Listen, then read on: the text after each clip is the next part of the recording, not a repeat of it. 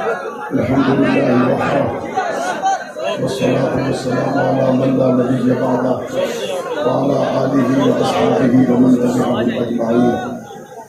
سالانہ دفاع صحابہ کانفرنس اپنی سابقہ روایات کے مطابق انتہائی شان و شوکت کے ساتھ انعقاد پذیر ہے۔ میں دل کی گہرائیوں سے فارغ و تحصیل ہونے والے طلباء کو، تخصص سے فارغ ہونے والے طلباء کو اور شعبہ حفظ سے فراغت حاصل کرنے والے طلباء کو مبارکباد پیش کرتا ہوں۔ اللہ تعالیٰ انہیں علامہ علی شیر حیدری شہید رحمۃ اللہ علیہ کی فکر کو لے کر آگے بڑھنے کی توفیق عطا فرمائے۔ سامعین محترم، دفاع صحابہ کانفرنس میں آپ کو جو سبق پڑھایا جاتا ہے، آپ کو مبارک ہو، آپ نے اس سبق کو اپنی آنے والی نسلوں میں منتقل کیا۔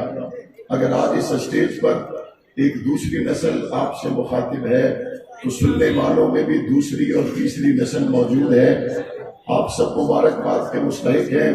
ہمارا صحابہ کرام سے رشتہ اب تیسری اور چوتھی نسل میں منتقل ہو چکا، اور انشاءاللہ ثم انشاءاللہ حضرت امیر عظیمت رحمۃ اللہ علیہ کا دیا گیا سبق، حضرت جرنیل اسلام اور مورخ اسلام کی قربانیاں، حضرت علامہ علی شیر حیدری کا دیا گیا سبق، قائد اہل سنت علامہ محمد احمد لدھیانوی کی قیادت میں جاری و ساری ہے، اور ایک وقت آئے گا جب ہم اپنے مشن کو پائے تکمیل تک پہنچتا ہوا دیکھیں گے۔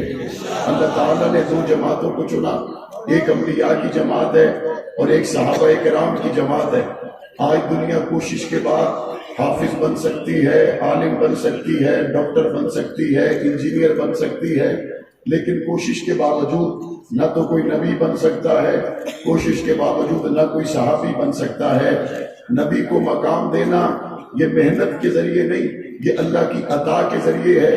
صحابی کو منصب اور مقام دینا یہ سجدوں کے ذریعے نہیں، اللہ تعالیٰ کی عطا کے ذریعے ہے۔ اور یہ بات بڑی صاف اور واضح ہے، جس کو اللہ کا انتخاب پسند نہ ہو وہ سب کچھ ہو سکتا ہے، بس مسلمان نہیں ہو سکتا۔ ہماری اتنی سی بات ہے، جس کو اللہ کا انتخاب انبیاء کی شکل میں پسند نہ ہو، جس کو اللہ کا انتخاب صحابہ کرام کی شکل میں پسند نہ ہو، وہ سب کچھ ہو سکتا ہے، مسلمان نہیں ہو سکتا۔ انبیاء کو اللہ تعالیٰ نے معصوم پیدا کیا اور صحابہ کرام کو اللہ نے محفوظ پیدا کیا۔ معصوم جس سے گناہ نہ ہو، گناہ کی صلاحیت اپنے اندر موجود ہے، لیکن اللہ تعالیٰ ان کو گناہوں سے محفوظ رکھتے ہیں۔ حضرت یوسف علیہ السلام کے باب میں آپ پڑھتے ہیں فَحَمَّتْ بِهِ وَحَمَّ بِهَا لَوْلَا أَن رَأَىٰ بُرْهَانَ رَبِّهِ۔ اللہ تعالیٰ اپنے نبیوں کی حفاظت فرماتے، اللہ تعالیٰ گناہوں کو اپنے نبیوں سے دور رکھتے۔ صحابہ کرام محفوظ ہیں، معصوم نہیں ہیں۔ ہمارے نبی صلی اللہ علیہ وسلم آخری نبی ہیں، آخری رسول ہیں، آخری معصوم ہیں۔ حضور کے بعد نبی کوئی نہیں آ سکتا، حضور کے بعد رسول کوئی نہیں آ سکتا، حضور کے بعد معصوم کوئی نہیں آ سکتا۔ حضور علیہ السلام کے بعد کسی پہ جبرائیل علیہ السلام وحی لے کے نہیں آ سکتے۔ صحابہ کرام محفوظ ہیں۔ میں اس کی صرف ایک مثال آپ کے سامنے عرض کرنا مناسب سمجھوں گا۔ اس مجمع میں مجھے نظر آ رہا ہے بعض چھوٹے چھوٹے بچے بھی ہیں اور دور دراز علاقوں سے آئے ہیں۔ اگر یہ اپنے گھر سے اکیلے نکلتے تو ان کی والدہ کو بڑا خطرہ ہوتا کہ یہ راستے میں کسی حادثے کا شکار نہ ہو جائے۔ یہ چھوٹے چھوٹے بچے اکیلے نکلتے، ان کی والدہ بڑی پریشان ہوتی۔ راستے میں ٹریفک زیادہ ہے، راستے میں روڈ چل رہے ہیں، راستے میں گزرنے کے بعد وہاں جلسے پہ ہجوم زیادہ ہوگا، وہاں پہ سٹال لگے ہوئے ہوں گے، وہاں پہ ہوٹل ہوگا اور وہاں پہ بہت سے لوگ آ رہے ہوں گے، جا رہے ہوں گے۔ ایسا نہ ہو کہ میرا بیٹا کہیں پہ کھو جائے۔ لیکن جب بیٹا ماں سے یہ کہتا ہے اماں میں دفاع صحابہ کانفرنس میں جا رہا ہوں، لیکن میں باپ کی انگلی پکڑ کے جا رہا ہوں، میں باپ کی انگلی پکڑ کے جا رہا ہوں، تو ماں کو فوراً اطمینان ہو جاتا ہے اور باپ بیٹے کی انگلی پکڑتا ہے، بیٹا باپ کی انگلی پکڑتا ہے اور باپ اس کو چلاتا رہتا ہے۔ وہ جناب ناتھن شاہ سے آیا ہو، وہ شکارپور سے آیا ہو، وہ سکھر سے آیا ہو، بیٹے نے باپ کی انگلی پکڑی ہوئی ہے اور سفر کرتا آ رہا ہے۔ لیکن ایک وقت ایسا آتا ہے جب ہجوم زیادہ ہوتا ہے، رش زیادہ ہوتا ہے، باپ کو اندازہ ہو جاتا ہے اس نے معصوم ہاتھوں سے میری انگلی کو پکڑا ہے، ایسا نہ ہو اس کا ہاتھ چھوٹ جائے۔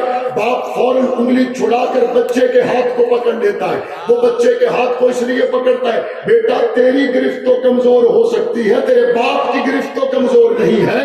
تیری گرفت کمزور ہو سکتی ہے, تیرے باپ کی گرفت تو کمزور نہیں ہو سکتی.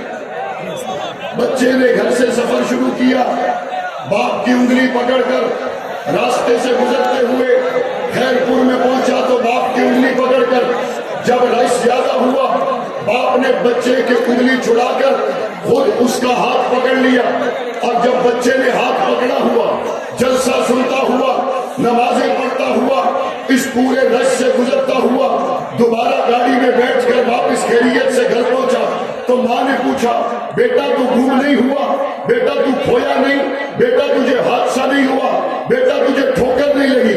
معصوم بچہ سکھر میں بیٹھی ہوئی اپنی ماں سے کیا کہتا ہے, شکارپور میں بیٹھی ہوئی اپنی ماں سے کیا کہتا ہے, اماں میں چھوٹا ضرور ہوں لیکن میں گم نہیں ہو سکتا کیونکہ میرا ہاتھ ابا نے پکڑ رکھا تھا. میں رش سے گزرا میں گم نہیں ہوا, میرا ہاتھ میرے ابا کے ہاتھ میں تھا.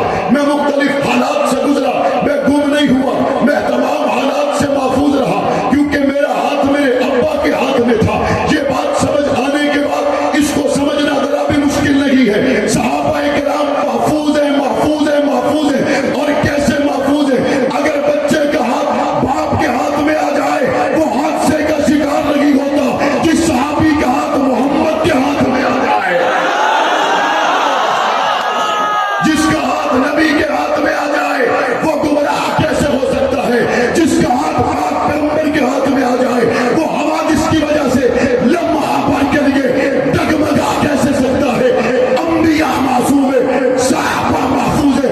ہو سکتا ہے باپ کے بچے کا ہاتھ ٹوٹ جائے لیکن سوال ہی پیدا نہیں ہوتا محمد کے ہاتھ سے صحابہ کا ہاتھ ٹوٹتا ہے.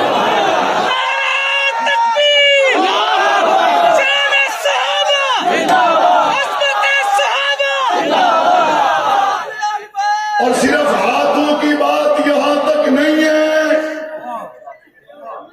روزے سے اٹھتے وقت کا منظر آقا نے خود بیان کیا. فرمایا ہاکذا نبعث یوم القیامہ, میرے نبی نے فرمایا قیامت میں ایسے اٹھوں گا دایاں ہاتھ ابو بکر کا پکڑا ہوگا اور بایاں ہاتھ عمر کا پکڑا ہوگا. آج لوگ کہتے ہیں صحابہ کے علاوہ بات کرو, صحابہ کے علاوہ بات کرو, اور 1400 سال پہلے کی بات کو چھاڑ دو. اگر نبوت ابو بکر عمر کے علاوہ آج بھی اپنے گنبد خضرا میں آرام نہیں کرتی بلکہ پیغمبر کے صحابہ پیغمبر کے ساتھ ہیں. قیامت کی صبح بھی پیغمبر کے صحابہ پیغمبر کے ساتھ ہیں. آب کوثر پہ بھی پیغمبر کے صحابہ پیغمبر کے ساتھ ہیں. وہ محمدی ہو ہی نہیں سکتا جو بات آقا کی کرے صحابہ کی نہ کرے. محمدی وہی ہے ختم نبوت پہ بھی جان دے جائے, صحابہ پہ بھی جان دے.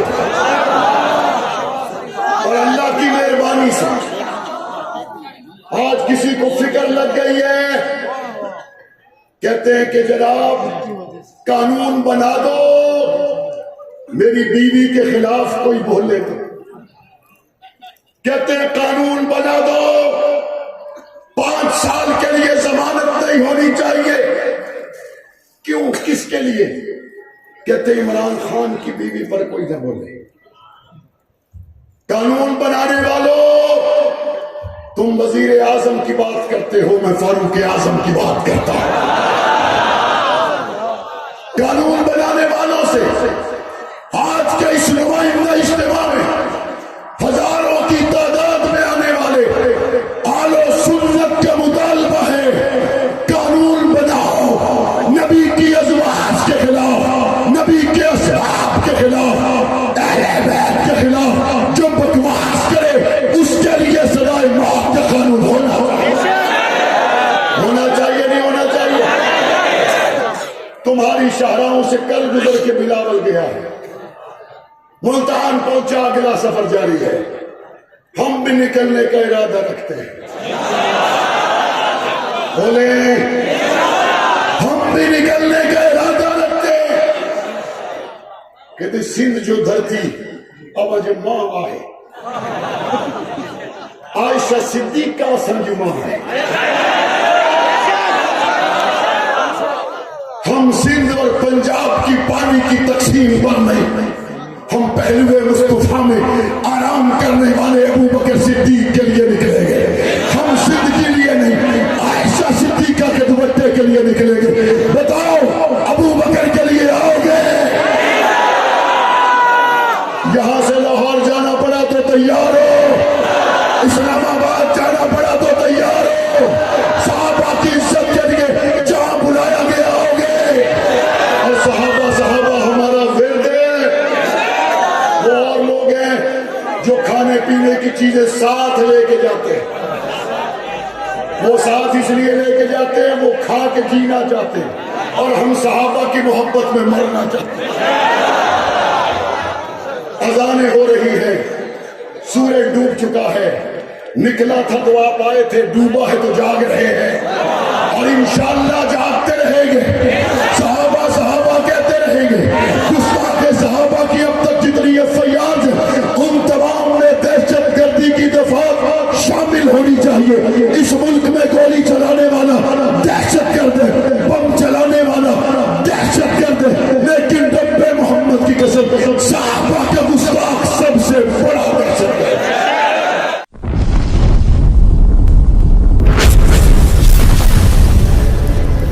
Subscribe my YouTube channel.